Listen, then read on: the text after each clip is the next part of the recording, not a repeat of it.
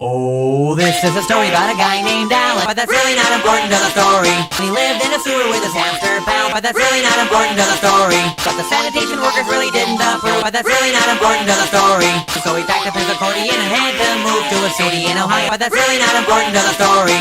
Where he lived in a tree and he worked in a nasal decongestant factory, but that's really not important to the story. And he played on the company bowling team, but that's really not important to the story. And every single night he had a strange recurring dream where he was wearing lederhosen and a vat of sour cream, but that's really not important to the story.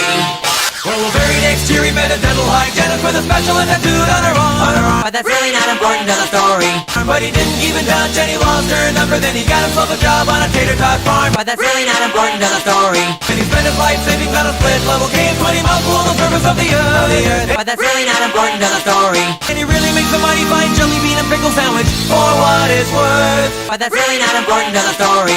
Then one day Al was in the forest trying to get a tan when he heard the tortured screaming of a funny little man. But that's really not important to the story. He was caught in a bear trap and Al set him free, and the guy that he rescued was grateful as could be. And it turns out he's a big shot producer on TV, so he gives Al a contract, and what do you know? Now he's got his very own Weird Al Show.